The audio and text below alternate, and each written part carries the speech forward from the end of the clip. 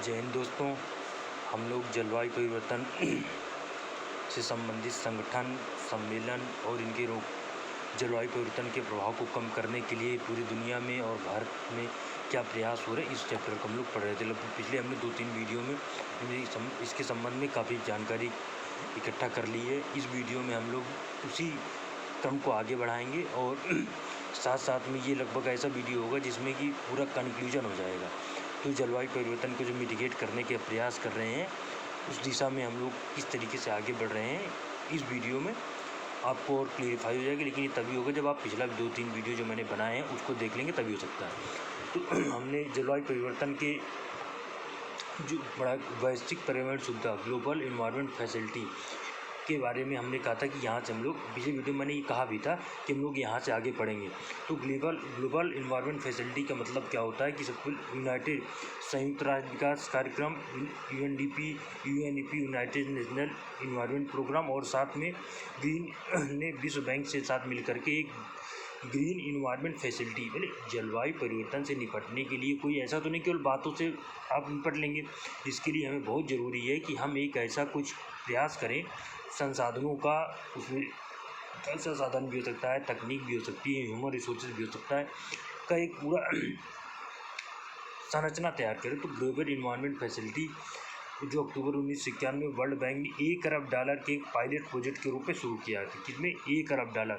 ये कम से कम पहले $1 अरब रुपया एक संग्रहित हो जाए, जिसकी मदद से हम जलवायु परिवर्तन के प्रभाव को कम करने का प्रयास करेंगे। पर्यावरण के संरक्षण की सहायता एवं पर्यावरणीय संपूर्ण विकास को बढ़ावा देने हेतु लाया गया था 1991 में।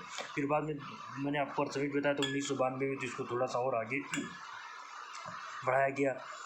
तो ये है। तो सबसे पहले क्या है, वैश्विक पर्यावरणीय सुविधा कब बनाया गया? 1991 में विश्व बैंक, यूएनडीपी और साथ में यूएनईपी मिल करके शुरुआत किसी के $1 अरब से की गई थी। ये 3-4 पॉइंट आपको याद रखते हैं। उसके बाद United nation framework convention on climate change के लिए भी एक वित्तीय तंत्र, ये मतलब वित्तीय तंत्र के रूप में काम करता है कि जो $1 अरब है, इसका प्रयोग हम किस तरीके से पर्यावरण संरक्षण और जलवायु परिवर्तन को कम करने के लिए, पर्यावरण संरक्षण के बढ़ाने तक जलवायु परिवर्तन को कम करने के लिए करेंगे। उसके बाद इसका वित्तीयन की बाद में जैसा Stockholm convention on persistent organic pollution 2001, इसके लिए वित्तीयन करना। United nation convention to combat desertification 2003 में आया, इसके लिए वित्तीयन करना। मिनामाटा कन्वेंशन ऑन मरकरी 2013, इन सब के लिए वित्तीयन करना। जैव विविधता सम्मेलन, convention on biodiversity, united nation framework convention on climate change, Stockholm convention on persistent organic pollutant, united nation convention to combat desertification और मिनामाटा कन्वेंशन। तो अगर हम देखें तो इन सब के लिए वित्तीयन का काम करता है। कई बार प्रश्न में आ जाता है कौन कौन सा वित्तीयन के लिए कार्य करता है, ग्लोबल इन्वायरमेंट फैसिलिटी किन किन की वित्तीयन के लिए कार्य करता है, तो उसमें ये दे देगा और साथ में हो सकता है 1-2 इधर उधर का दे दे, तो आपको छांटना रहेगा। तो Stockholm convention on persistent organic pollutant 2001, united nation convention to combat desertification 2003, Minamata convention on mercury 2013। उसके बाद जैव विविधता सम्मेलन CBD, united nation framework convention on climate change UNFCCC, Stockholm convention on persistent organic pollutant POP और united nation convention to combat desertification. उसके बाद वैश्विक पर्यावरण सुविधा ग्लोबल इन्वायरमेंट फैसिलिटी UNFFC के तहत 2 तरह के अनुकूलन केंद्रित फंड का प्रबंध करता है, LDFC least development countries fund और SCCF स्पेशल क्लाइमेट चेंज। तो उसके बाद अल्प विकसित देशों, ये दोनों अनुकूलन संबंधी कार्यों में तकनीक हस्तांतरण फंड का सक्रिय करते हैं। देखिए ग्लोबल इन्वायरमेंट फैसिलिटी जो है, तो बाद में United nation framework convention on climate change के तहत 2 अलग तरह के अनुकूलित केंद्रीय फंड को प्रबंध किया, मतलब उसको आगे जाकर के हमने डिवाइड किया, एक लीस्ट डेवलपमेंट कंट्रीज फंड और special climate change fund. Least development countries fund के लिए भाई सबसे ज़्यादा जरूरत तो किन की है, जो लीस्ट डेवलपमेंट कंट्रीज हैं, जो विकसित देश हैं, उनके लिए तो वो तो अपने आप में सक्षम है। तो इसके लिए हमने इसको 2 तरीके में आगे डिवाइड किया, पहला लीस्ट डेवलपमेंट कंट्रीज फंड और स्पेशल क्लाइमेट चेंज फंड। उसके ये दोनों अनुकूलन संबंधी कार्यों में तकनीकी हस्तांतरण फंड सक्रिय करते हैं। अल्प विकसित देशों के लिए तो 51 निम्न विकसित देश के लिए विशेष जरूरतों पर ध्यान देता है। साथ में निम्न विकसित देश जलवायु परिवर्तन विपरीत प्रभाव के प्रति खासतौर पर सुमेध है।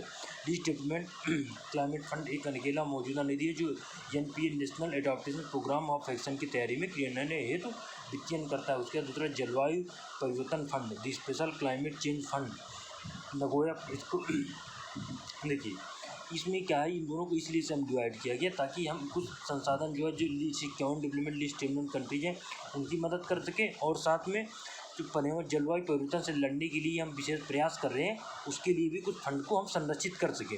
उसके बाद इस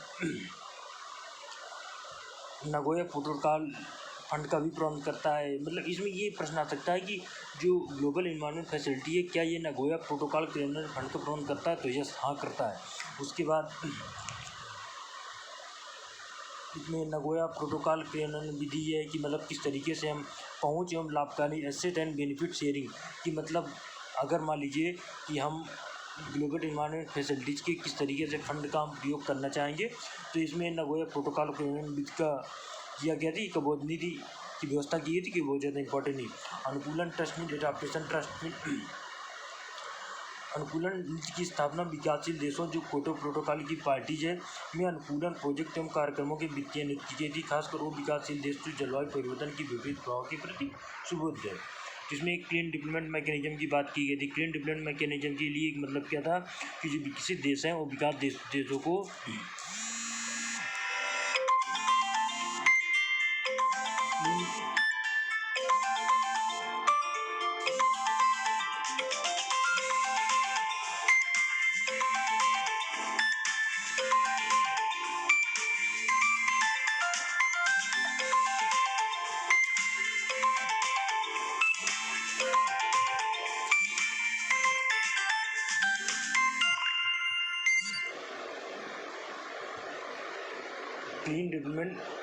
क्लीन डेवलपमेंट मैकेनिज्म के अंतर्गत विकासशील देशों के उत्सर्जन कटौती project certified emission reduce to the credit का अध्ययन किया जा सकता है, जिसके उपयोग क्योटो प्रोटोकॉल के अंतर्गत उत्सर्जन कटौती लक्ष्यों को पूरा करने हेतु। इसमें यही है कि क्लीन डेवलपमेंट मैकेनिज्म में क्या है कि जो विकसित देश हैं वो विकासशील देशों की संसाधन तकनीक के रूप में मदद करेंगे। फिर हम लीमा सम्मेलन की बात करें 2014 में, देखिए हमने 1992 से शुरू किया था अर्थ समिट से लेकर के 2014 आते आते लोग 22 सालों में कहीं ना कहीं ये देखा जाए कि कॉन्फ्रेंस ऑफ पार्टी एक गंभीरता का प्रदर्शन किया लगातार। देखिए इसमें लीमा सम्मेलन में 20वां अधिवेशन पेरू के लीमा में 2014 में संपन्न हुआ। Lima call for the climate action, Lima call for the climate action के साथ विश्व के एक सार्वभौमिक जलवायु समझौते की ओर कदम बढ़ाया गया था। सरकारें पेरिस समझौता 2000 पेरिस ज़मीनी नियमों के लिए नए समझौते के अनुकूल संबंधित दायित्व राजी की गई थी। मतलब जो पेरिस समझौता होना था 2015 में, उसके पहले हमने 2014 में जो लीमा सम्मेलन आयोजित किया था का एक हमने आधारभूत तैयार कर लिया था। इसमें जो जलवायु परिवर्तन प्रक्रिया में पहली बार था दोनों तरह के विकसित एवं विकासशील देशों के लिए ग्लोबल GCF।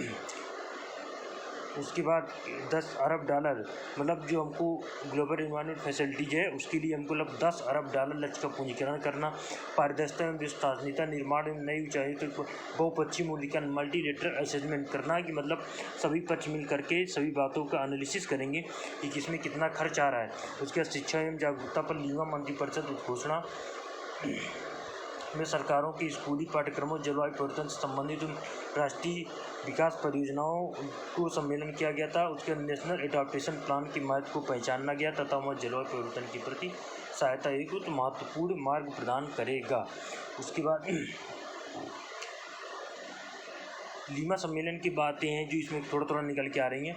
इसके बाद इसमें वर्क प्रोग्राम की बात की गई थी, क्षति एवं नुकसान के कितना होता है उसके बारे में बात की गई थी। लीमा क्लाइमेट एक्शन एजेंडा के भाग के तहत जलवायु कोड कार्य प्रोग्राम नचका जलवायु नचका क्लाइमेट एक्शन पोर्टल की भी स्थापना की गई थी। तो ये विकसित देशों के लिए कार्यों की पारदर्शिता प्रदान करना, मतलब ये था कि विकसित देश अपनी जिम्मेदारी को का पारदर्शिता या पूरी ईमानदारी के रूप से उसका प्रभावशाली रूप से कार्य करें उस पर। उसके बाद जेंडर पर Lima work programme on gender, ये माना गया था कि हम महिलाओं के प्रति कहीं ना कहीं जो भी जलवायु परिवर्तन का प्रभाव है ये महिलाओं के प्रति ज़्यादा प्रभावशाली होता है। तो जलवायु परिवर्तन मुकाबले महिलाओं की भूमिका महत्वपूर्ण होती है, जिसे मजबूत करने की आवश्यकता है। इसीलिए हम महिलाओं की भूमिका को मजबूत करें, साथ में तभी ये संभव हो सकता है कि जेंडर इक्वलिटी की बात कर सकते हैं कि मतलब कम से कम प्रभाव पड़े। मैंने तो आपको पहले ही बताया था कि जो जलवायु परिवर्तन का प्रभाव होता है डिस्क्रिमिनेटरी होता है, महिलाओं पर, बच्चों पर, गरीबों पर ज़्यादा पड़ता है। तो अगर हम महिलाओं की भागीदारी को बढ़ाएंगे तो कहीं ना कहीं सिंपल हम इसके प्रभाव को कम कर सकते हैं।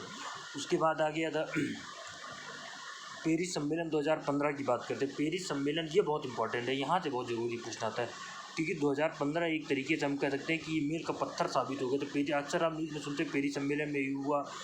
पेरिस सम्मेलन की सबसे खास बात है common but differentiate responsibility and respective capabilities. मतलब ये था पेरिस सम्मेलन जो 2015 में हुआ था, COP28 बोलते हैं, कॉन्फ्रेंस ऑफ पार्टीज 21। इसके अंतर्गत क्या दिया था, देखिए मैंने पहले भी आपको बताया था, सभी समान लेकिन डिफरेंशिएट।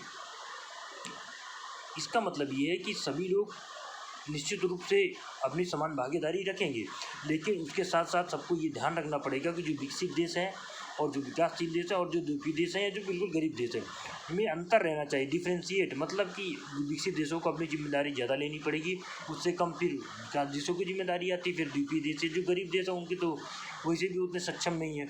तो पेरिस जलवायु परिवर्तन सम्मेलन के जो उद्देश्य की हम बात करें तो वैश्विक, ये बहुत इंपॉर्टेंट है। आप पेपर में दीजिएगा पेरिस सम्मेलन जो 2015 में आया है, आपको 2024 में भी प्रश्न आ सकता है कि पेरिस सम्मेलन 2015 के मुख्य प्रावधान क्या थे।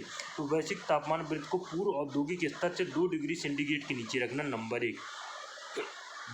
बहुत इंपॉर्टेंट है कि वैश्विक तापमान वृद्धि को पूर्व औद्योगिक स्तर से 2 डिग्री से नीचे रखना, नंबर 1। कार्बन डाइऑक्साइड के उत्सर्जन को 2050 ईस्वी तक 50% की कमी करना, नंबर 2। 2100 तक 100% की कटौती का लक्ष्य रखा गया था। देखिए कितने बड़े बड़े लक्ष्य लगे गए, अभी इसमें कितने हम सफल होते हैं ये अलग बात है। पेरिस सम्मेलन जो हुआ था इसमें हमने 17 सस्टेनेबल डेवलपमेंट गोल भी रखे थे और साथ में 169 टारगेट रखे थे। ये बहुत इंपॉर्टेंट है, ये पॉइंट आप बिल्कुल दिमाग में बैठा लेंगे कि जो पेरिस सम्मेलन था इसमें ज़्यादा जोर इसलिए दे रहा हूँ कि यहाँ से प्रश्न आ सकता है, और साथ में इसका प्रयोग आप मेंस में कहीं पर आंसर लिखने के रूप में भी कर सकते हैं कि अगर पेरिस सम्मेलन, जैसे मान लीजिए आप कोई क्लाइमेट चेंज से कोई मान निबंध ही आ गया क्लाइमेट चेंज में, तो आप ये डाटा का उपयोग कर सकते हैं कि जो पेरिस सम्मेलन हुआ था उसमें जो हमने लक्ष्य तय किया था, पहला लक्ष्य क्या तय किया गया था कि हम जलवायु परिवर्तन को जो तापमान है वो पूर्व औद्योगिक स्तर से प्री इंडस्ट्रियल एरा से 2 डिग्री सेंटीग्रेड तक कम करेंगे, नंबर 1। नंबर 2, 2050 तक 50% कार्बन डाइऑक्साइड उत्सर्जन को कम करेंगे, नंबर 2। और नंबर 3, हम 2100 मतलब लगभग जब 2100 शुरू होगा 100% तक हम कटौती, कार्बन डाइऑक्साइड कटौती कर लेंगे। इसका मतलब हम कहीं ना कहीं नवीनीकरण ऊर्जा स्रोत पर अधिक पूरी तरह डिपेंड हो जाएंगे। इसके साथ 17 संपोषणी सस्टेनेबल गोल रखे गए थे। ये गोल मैं आपको बाद में बताऊंगा कौन कौन से गोल होते हैं। उसके बाद 169 लक्ष्य यहाँ तय किए गए थे, तो ये याद रखना है।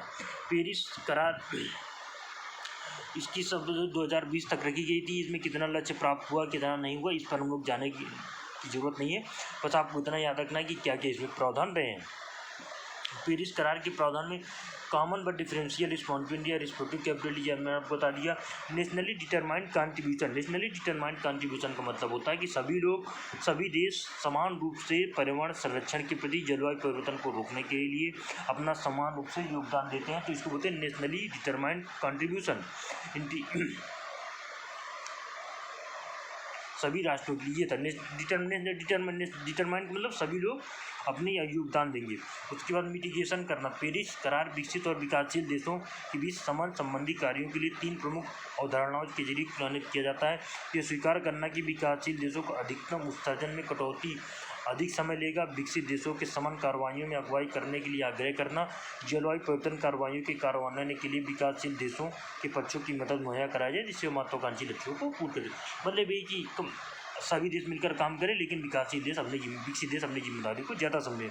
उसके बाद एडाप्टेशन की, मैंने एडाप्टेशन आपको पहले बताया था। एडाप्टेशन का मतलब ये होता है कि हम ये सुनिश्चित करें कि जो हमारी क्षमता है, जो अनुकूलन क्षमता, ये भी बढ़े। ये बिल्कुल सही है कि हम प्री औद्योगिक एरा से 2 डिग्री सेंटीग्रेड कम तापमान को लाने का प्रयास करें, ये बिल्कुल सही है, लेकिन साथ में हम इस बात को लिखें कि हमारा जो अनुकूलन क्षमता ये भी वृद्धि करे ताकि हम कहीं ना कहीं अडॉप्ट कर सके पर्यावरण संरक्षण, पर्यावरण के लिए जो दिक्कतें आ रही हैं उसका हम पर कम से कम प्रभाव पड़े। उसके बाद वित्त पोषण की बात की गई थी, फाइनेंसिंग की बात की इसमें की गई। 2015 $100 बिलियन के आधार स्तंभ को नए लक्ष्य तय की। हमने पहले $1 अरब की बात की थी, जब 2000 ग्लोबल इन्वायरमेंट फैसिलिटी की बात की, यहाँ $100 बिलियन। 1 मिलियन होता है 10 लाख, 1 बिलियन होता है 1 अरब। $100 अरब की बात, मतलब उससे हमने $1 अरब से लेकर के हम $100 अरब की बात कर रहे हैं। हाँ, तो उसके बाद ये हो गया। उसके बाद पारदर्शिता, ट्रांसपेरेंसी की बात होनी चाहिए। भाई सबसे ज़रूरी तो यही है ना कि सभी लोग, सभी देश पारदर्शी तरीके से काम करें। अमेरिका ने क्या किया, अमेरिका ने एक बार 2013 में जब मैंने आपको बताया था, तभी ने अमेरिका ने मना कर दिया था कि हम नहीं कर पाएंगे, हम किसी देशों को, विकासशील देशों के बाहर को नहीं जो सकते हैं। ये जलवायु परिवर्तन, खुद जिम्मेदार जलवायु परिवर्तन के लिए सबसे ज़्यादा है, लेकिन जलवायु परिवर्तन के प्रभाव को कम करने में सबसे पीछे रहना चाहते हैं। तो इस तरीके से एक ट्रांसपेरेंसी भी सुनिश्चित की जानी चाहिए। सभी देशों के लिए, विकसित और विकासशील सभी देशों के लिए जरूरी है। प्रौद्योगिकी विकास और हस्तांतरण, टेक्नोलॉजी डेवलपमेंट एंड ट्रांसफ़र किया जाए। वैश्विक स्टॉक की जांच, ग्लोबल स्टॉक होल्ड, मतलब कितना कार्बन डाइऑक्साइड संग्रहित हो रहा है, इसको हम किस तरीके से इसका मिटिगेट कर सकते हैं। और जब पेरिस समझौते के लिए ग्लोबल इन्वायरमेंट फैसिलिटी तथा capability building initiative for transparency में भूमिका, ये मतलब कि जो ग्लोबल इन्वायरमेंट फैसिलिटीज है, ये सभी देशों को साथ लेकर के साथ में एक सहयोगीपूर्ण प्रयास करे, तो ये भी प्रयास इसमें किया गया था। उसके बाद 2015 में एक अंतर्राष्ट्रीय सौर गठबंधन बनाया गया था, जिसे मुख्यालय, थोड़ा मैं पीछे आपको और बता दूं कि जो पेरिस समझौते में जो GEF और CBIT capability building initiative for transparency थी, इसमें 18 भागीदार सुनिश्चित किए गए थे। ADB, Asian development bank, conservation international, CI, food and agriculture organisation of UN, IUCN, UNDP, UNEP, world bank group and WWF आदि प्रमुख हैं। तो इस तरीके से हम सबको साथ लेकर के चलने का प्रयास करें। देखिए कहीं ना कहीं पेरिस सम्मेलन जो था, एक तरीके से बहुत महत्वपूर्ण साबित हो जाता है। देखिए इसमें हमने एक निर्धारित किया कि हमें प्री इंडस्ट्रियल एरिया से 2 डिग्री टेम्परेचर ले आना है। 2050 तक 50% कार्बन डाइऑक्साइड का उत्सर्जन कम करना है। 2100 तक हमें 100% उत्सर्जन कम कर देना है। उसके साथ साथ हम $100 अरब की इसमें बात करते हैं। उसके साथ साथ हम ये कहते हैं कि हम सारे देशों, सारी दुनिया के लगभग अधिकतम देशों को एक साथ लाएंगे। उसके बाद बड़े बड़े जो संस्थान है, चाहे एशियन डेवलपमेंट बैंक हो गया, कंजर्वेशन इंटरनेशनल हो गया, फूड एंड एग्रीकल्चर ऑर्गेनाइजेशन हो गया, IUCN हो गया, UNDP हो गया, UNEP हो गया, वर्ल्ड बैंक ग्रुप हो गया, सभी को हम एक साथ लाने का प्रयास करेंगे। फिर अंतर्राष्ट्रीय सौर गठजोड़ की बात करते हैं, इंटरनेशनल सोलर अलायंस की बात करते हैं। इंटरनेशनल सोलर अलायंस जो कि 2015 में शुरू किया गया था, माननीय प्रधानमंत्री जी की, वर्तमान प्रधानमंत्री जी की, नरेंद्र मोदी जी के प्रयास से। इसमें कोई तो उनको ये श्रेय मिलना चाहिए। उसके बाद इसमें क्या किया गया था कि जो कर्क और पिछली वीडियो में आपको बताया था, कर्क और मकर रेखा के बीच के जो लगभग 120 देश हैं, इनको 120-121 देशों को लेकर के जो लगातार कम से कम 8 से 9 महीने जिनको सौर ऊर्जा मिलती है, को लेकर के हम सौर ऊर्जा का प्रयोग कहीं ना कहीं फॉसिल फ्यूल या जो कार्बन डाइऑक्साइड उत्सर्जन वाले जो हम ईंधन का प्रयोग करते हैं, को कम करते हुए सौर ऊर्जा स्वच्छ ईंधन के रूप में प्रयोग करें, जिसका मुख्यालय भारत में। इसमें क्या किया था, भारत ने लगभग 175 करोड़ रुपये सहायता देने का वादा किया था। इसके साथ साथ इसमें और भी कोशिश की गई थी कि सभी देश, जो फ्रांस का भी एक बड़ा योगदान था, सहयोगी की भूमिका में अपनी भूमिका निभाएं। उसके बाद एक मिशन इनोवेशन आया था, जिसमें 20 बड़ी अर्थव्यवस्थाओं, जैसे G20 भी सम्मेलन चला, तो कम से कम G20 सम्मेलन की तरीके से 20 बड़ी अर्थव्यवस्थाओं से मिलकर के स्वच्छ ऊर्जा को उपलब्धता के लिए एक मिशन इनोवेशन का प्रारंभ किया गया था। इसमें क्या था कि सार्वजनिक और निजी स्तर पर स्वच्छ ऊर्जा को बढ़ावा देना, नवीनीकरण ऊर्जा को और ज़्यादा सस्ता, विश्वसनीय और इसे पारिश्रमिक से जोड़ने और संचार एवं नवाचार की आवश्यकताओं को बढ़ाना, अनुसंधान एवं नवाचार के परंपरागत ऊर्जा स्रोत को और अधिक स्वच्छ बनाना, वैश्विक जवाबदेही सुनिश्चित करना। 20 देशों में सबसे अधिक है, जिसका 5 देश भारत, चीन, अमेरिका, इंडोनेशिया, ब्राज़ील, ये लीडिंग कंट्रीज के रूप में यहाँ पे मिशन इनोवेशन में काम कर रहे हैं। इसके अंतर्गत प्रावधान की $20 बिलियन खर्च करने का निर्णय लेना, 5 वर्षों में, जो कि और अधिक दोगुना करना। उसके बाद इसमें bill and Melinda Gates foundation है, उन्होंने भी इसमें काफ़ी सहयोग किया था। उसके बाद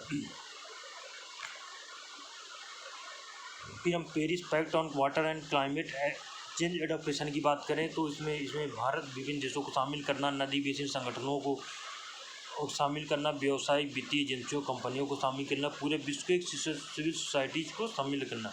इसके अंतर्गत का अनुकूलन योजनाओं के क्रियान्वयन में व्यक्तिगत प्रतिबद्धता को बढ़ाना, जल निगरानी मजबूत करना, नदी बेसिन में मापन पायतंत्र को बढ़ाना, नदी जल प्रबंधन में नया निवेश एवं वित्तीय संपोषणीयता को बढ़ाना।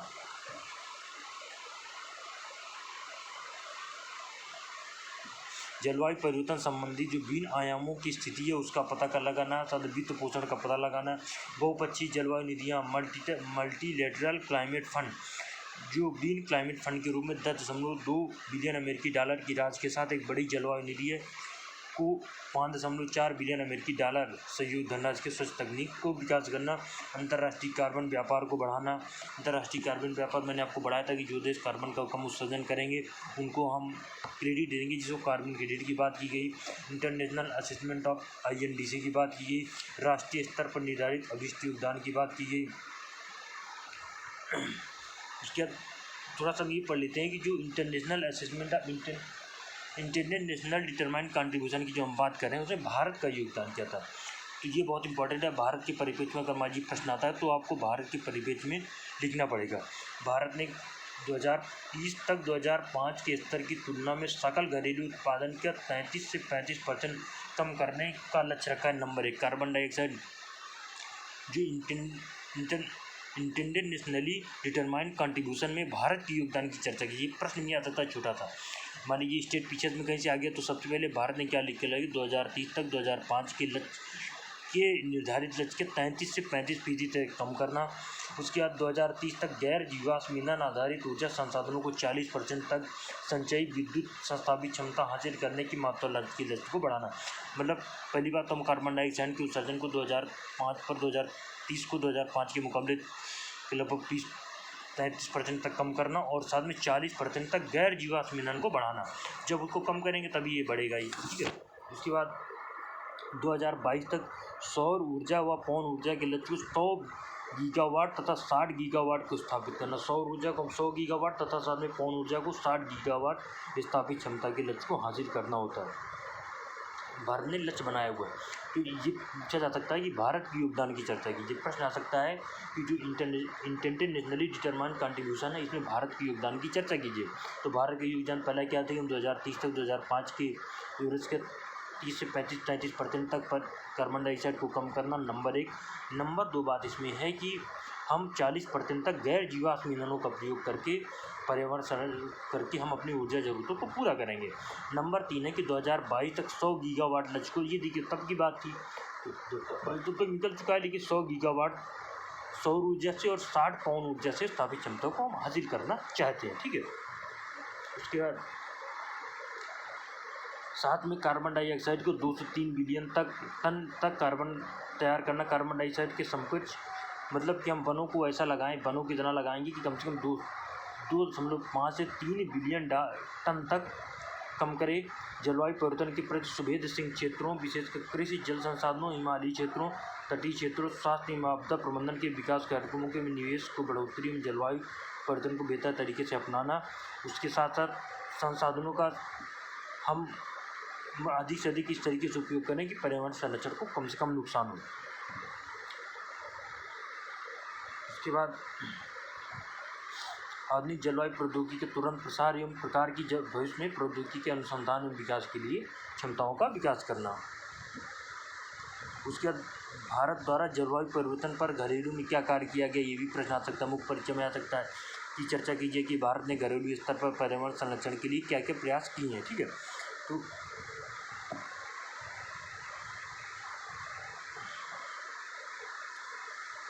भारत ने क्या किया, जलवायु परिवर्तन संबंधी एक राष्ट्रीय कार्य योजना तैयार की। नंबर 2, जलवायु परिवर्तन संबंधी एक राज्य मतलब एक राष्ट्रीय स्तर पर हमने कार्य योजना तैयार की। हम जलवायु परिवर्तन को किस तरीके से हम पूरे राष्ट्रीय स्तर पर मिटिगेट करेंगे, उससे किस तरीके से लड़ेंगे, उसका किस तरीके से प्रभाव को कम करने का प्रयास करेंगे, और साथ में राज्यों के स्तर पर कि हमको किस तरीके से प्रयास करना होगा। इसके लिए जल, कृषि, पर्यटन, वानिकी, परिवहन, निवास, ऊर्जा जैसे संबंध के अनुकूलन मतलब इस तरीके से हमारे किस तरीके जल संसाधन का उपयोग करें, किस तरीके से हम मॉडर्न एग्रीकल्चर करें कि कम से कम पर्यावरण को नुकसान हो सके, पर्यटन को विकास करना आदि। परिवहन, हमने सबसे ज़्यादा पॉल्यूशन तो परिवहन से होता है, उसको भी हमें कम करने की ज़रूरत है। उसके बाद जलवायु परिवर्तन संबंधी राष्ट्रीय अनुकूलन निधि, national adaptation fund for the climate change, इसके अंदर 350 करोड़ रुपए का 2015 से लेकर के 17, ये बहुत याद होना चाहिए। ये ना सोचिए कि मैं बोलता क्यों चला जा, अभी आपको याद होगा तो आप आंसर में लिख सकें तो आपका आंसर इंक्रीज कर जाएगा, समृद्ध हो जाएगा दूसरों की अपेक्षा, और आपके आंसर जो है और गुरुत्वपूर्ण हो जाएगा। तो बहुत ज़रूरी कि आपको ये चीज़ें याद रहना चाहिए कि हमने लक्ष्य बनाया था 2000, ये नहीं कि कुछ भी लिखते चले जा रहे हैं। 2016 से लेकर 2017, 2015 से लेकर के 17 के बीच में हमने एक लक्ष्य तैयार किया था कि हम जलवायु परिवर्तन के लिए 350 करोड़ रुपये खर्च, अगर ये आपने लिख दिया और टीचर ने पढ़ लिया तो उसको याद आ जाएगा कि एकदम करेक्ट लिखा है, तो वो आपको नंबर दे देगा ज़्यादा। कोयला उपकर, हमने कोयले पे सेस लगाने की बात की गई थी। 2016-17 के बजट में राज्य 400 रुपये प्रति टन कर दी गई थी। राष्ट्रीय स्वच्छ ऊर्जा नीति की बात कर रहे हैं, निष्पादन उपलब्धियों व्यापार की बात कर रहे हैं, परफॉर्म अचीवमेंट रेट की बात कर रहे हैं। उसके बाद जो 2008 में शुरू किया गया था, भारत में नवीनीकरण ऊर्जा संबंधी प्रगति की progress on renewable energy front in India की बात करें तो भारत 2030 तक गैर जीवाश्म ईंधन आधारित ऊर्जा संसाधनों से संचयी रूप से 40% विद्युत क्षमता हासिल करने का प्रयास करेगा। ये तो मैंने आपको पीछे भी बताया था।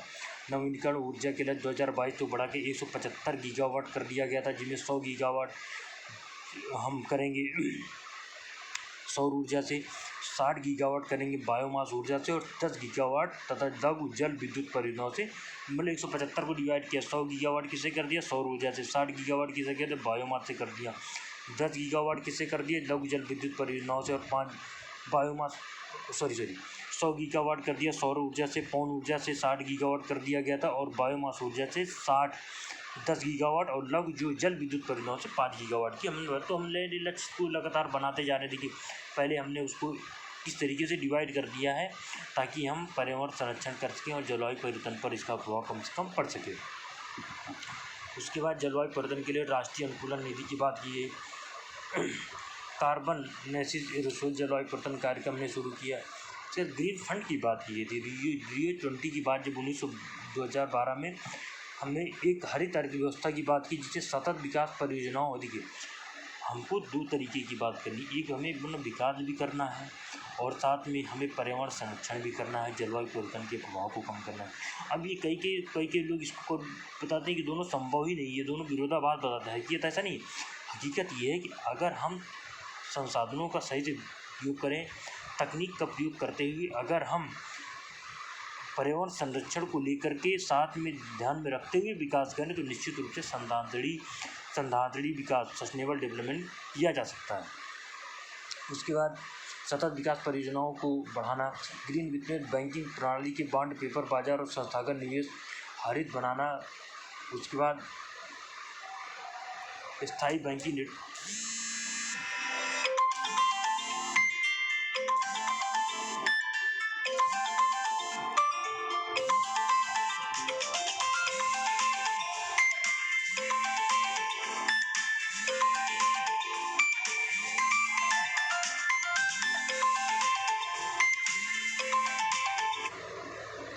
$42 बिलियन अमेरिकी डॉलर की राशि हमने इसके लिए संग्रहित की थी, हरित वित्त के लिए। उसके साथ साथ 1 लाख मेगावाट भारत की जो हरित विधि कार्यविधि है इसमें हम लक्ष्य तैयार की 1 लाख मेगावाट के महत्वाकांक्षी सौर ऊर्जा के लक्ष्य को प्राप्त करना, सौर ऊर्जा पर आधारित शहर बनाना, तटीय और अपतटीय पवन विद्युत परियोजनाएं स्थापित करना, स्मार्ट शहर बनाना, भारत में स्वच्छ अभियान। देखिए ये सारी चीज़ें आप मेंस में कहीं ना कहीं इसका उपयोग कर सकते हैं, जिसकी मतलब भारत के संदर्भ में हरित वित्त एवं हरित विकास के संबंध में कुछ लिखी है तो 1 लाख मेगावाट महत्वाकांक्षी सौर ऊर्जा के लक्ष्य को प्राप्त करना, 1 लाख मेगावाट। उसके बाद सौर ऊर्जा पर आधारित शहर बनाना, हमने स्मार्ट शहर की बात की थी जिसमें पर्यावरण संरक्षण नंबर 1 पर होगा।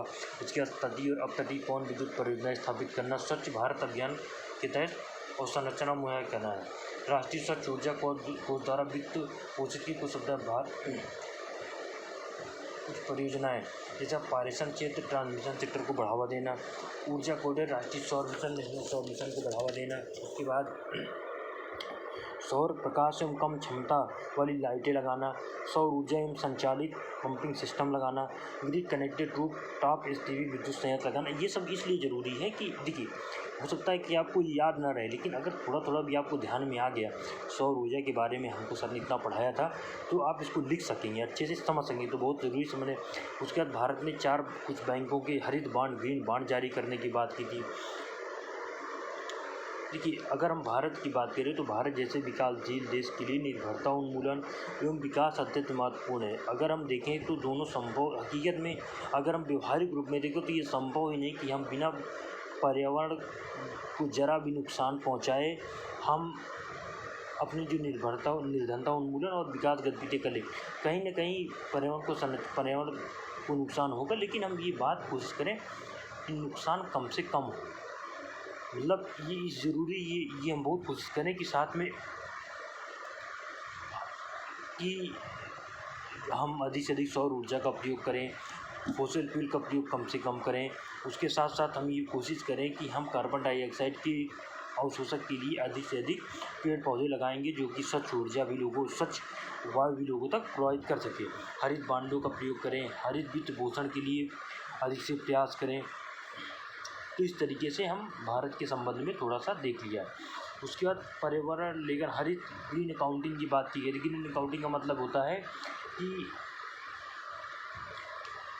राष्ट्रीय उत्पादन की अवधि में प्रयुक्त हुए प्राकृतिक संसाधनों की अक्षय लागत को राष्ट्रीय उत्पाद से घटाया जाए।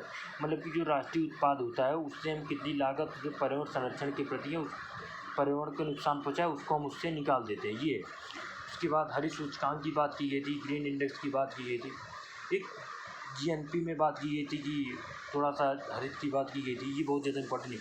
हरित अर्थव्यवस्था बहुत इंपॉर्टेंट है। ग्रीन इकोनॉमी का मतलब होता है जिसमें समृद्धि संसाधन में बिल्कुल डिफिनेशन ही पढ़ दे रहा हूँ आपको। एक तो ग्रीन इकोनॉमी का मतलब आप समझ रहे होंगे कि पर्यावरण का संरक्षण करते हुए अपनी अर्थव्यवस्था को बढ़ाना, लेकिन इससे काम नहीं चलेगी, हमको थोड़ा रटी होनी चाहिए परिभाषा। ग्रीन इकोनॉमी की निम्न कार्बन अर्थव्यवस्था से है जिसमें समृद्ध संसाधन, सहायता एवं सामाजिक रूप से समावेशी हो। समृद्ध संसाधन, सहायता और सामाजिक रूप से समावेशी अर्थात ग्रीन इकोनॉमी हरित अर्थव्यवस्था हुआ जिसमें आय एवं रोजगार के समृद्ध पब्लिक एवं प्राइवेट निवेश द्वारा लगाए गए हैं, जो कार्बन उत्सर्जन और प्रदूषण की कटौती करता है। कि मतलब हम अपनी जो विकास के लिए संसाधनों को समृद्ध संसाधन, सहायता एवं सामाजिक रूप से समावेशी संसाधनों का हम प्रयोग करें। कार्बन उत्सर्जन कम से कम करें, ऊर्जा का संवर्धन करें, संसाधन क्षमता, पारतंत्रिक जैव विविधता को बढ़ाने की से संबंधित है। तो एक बार इसको आपको बस याद होना चाहिए, ग्रीन इकोनॉमी, कहीं आप इसको लिख सकते हैं। हरित Rio+20 की एक थीम भी थी। हरित तीव्रता के मापन के जरिए आर्थिक संकेतन का प्रयोग करना, निवेश एवं रोजगार को हरित क्षेत्रों की हिस्सेदारी बढ़ाना, पर्यावरणीय संकेतक बढ़ाना। उसके बाद विकास एवं कल्याण के सम्मिलित संकेतक, aggregate indicator for the progress and wellbeing. हरित अर्थव्यवस्था द्वारा रोजगार का समर्थन करना, कार्बनिक खेती करना, नवीनकरण ऊर्जा, सार्वजनिक परिवहन, पुनर्चक्रण आदि। हरित अर्थव्यवस्था से विकासशील देशों को लाभ। देखिए, कहीं ना कहीं अगर हम हरित अर्थव्यवस्था करेंगे, हम संसाधनों का समपोषणीय उपयोग करेंगे, तो इससे विकासशील देशों को अधिकतम लाभ होने की संभावना है। इससे क्या होगा कि हम अपनी ऊर्जा क्षमताओं को बढ़ा पाएंगे, हमारी लागत कम होगी, पर्यावरण पर नुकसान कम होगा, ऊर्जा को अधिक से अधिक लोगों तक पहुंचा जाएंगे, सस्ते दाम पर ऊर्जा पहुंचा सकेंगे। साथ में लोगों को इस बात को ऊर्जा सुरक्षा की पूरी गारंटी दे सकते हैं हरित अर्थव्यवस्था के माध्यम से।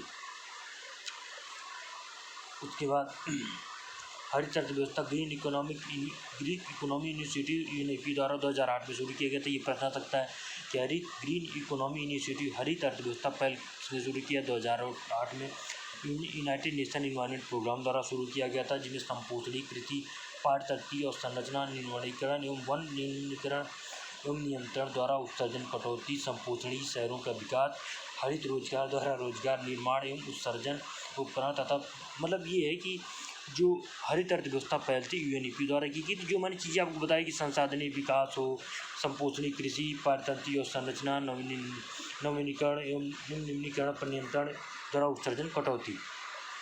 एक कार्बन स्पेस थोड़ा सा पढ़ लेते हैं। कार्बन स्पेस क्या होता है कि कार्बन को अवशोषित करने की क्षमता। ये कैसे संभव है कि हम अधिक से अधिक पेड़ पौधों को लगाएं जो कि कार्बन को अवशोषित कर। कार्बन स्पेस की परिभाषा कभी पूछ सकता, मान लीजिए आ ही जाए, क्या होता है कार्बन अवशोषित करने की क्षमता को कार्बन स्पेस कहा जाता है। कि